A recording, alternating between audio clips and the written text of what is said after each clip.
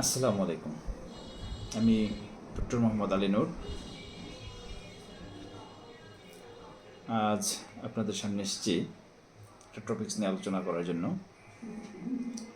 প্রতিদিন চেম্বারে যা রোগী দেখি, প্রায় 30% রোগী ঠিক একই কমপ্লেন নিয়ে আসে।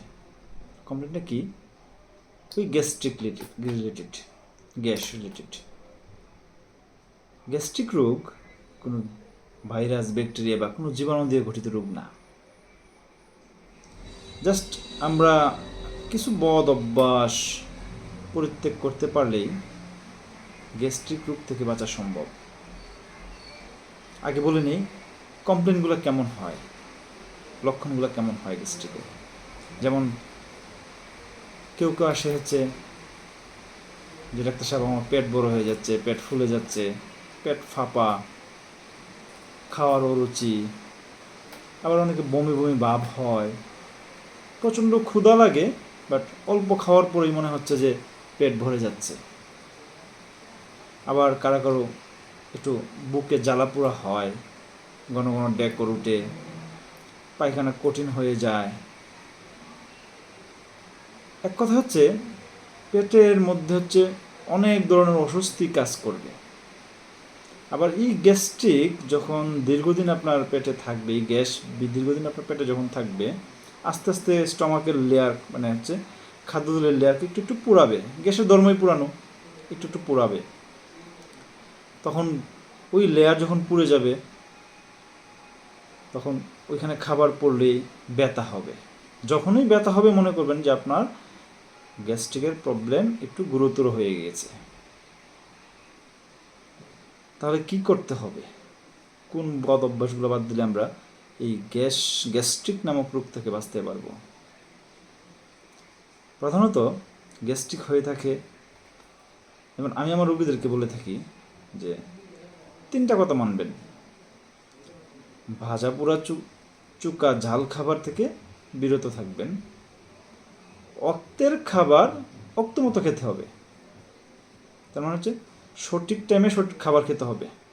প্রতিদিন একই নিয়ম করে খাবেন। যে দুপুরের খাবার বিকেল হয়ে গেল, একটু কাজ আছে, কাজটা সেরে নেই তারপর খাবো, এগুলা করলে গ্যাস ভালো হবে না। এক কথায় ভাই, পেট খালি রাখা যাবে না। পেট খালি রাখলেই পেটে গ্যাস তৈরি হবে। আর হচ্ছে 3 নম্বর কথা হচ্ছে রাতে আমরা কি করি এখন সবাই হচ্ছে ওই মোবাইল নিয়ে সারাক্ষণ মোবাইল টিভি, আর ঘুমানোর ঠিক আগ মুহূর্তে একটু খাওয়া দাওয়া করে সাথে সাথে শুয়ে যায়, আবার মোবাইল হাতে নিয়ে শুয়ে যায়। খুব খারাপ অভ্যাস এটা। ঘুমানোর অন্তত 1.5 থেকে 2 ঘন্টাকে আপনার রাতের খাবার শেষ করতে হবে। রাতে খাওয়ার পর একটু হাঁটাচাড়ি করতে হবে, পায়চারি করতে হবে, অন্য কোনো কাজ থাকলে সেরে নিয়ে 1.5 থেকে 2 ঘন্টা পর আপনি বিছানা শুতে যাবেন, এর আগে কখনোই না। আর হচ্ছে ওই যে জিহ্বার লোভ সামলাতে হবে। বাজারে ওই যে ভাজা পোড়া পেঁয়াজু জিলাপু বন্ধুরা খাচ্ছে, একটু খেয়ে নেই, এটা করলে হবে না।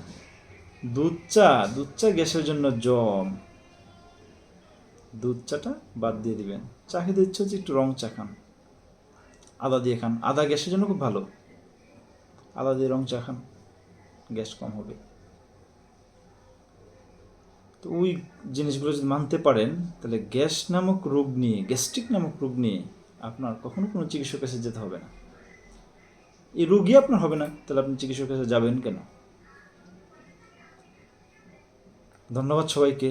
যদি কোনো প্রশ্ন থাকে, ভিডিও ছোটো করার স্বার্থে সব কিছু বলা সম্ভব হচ্ছে না।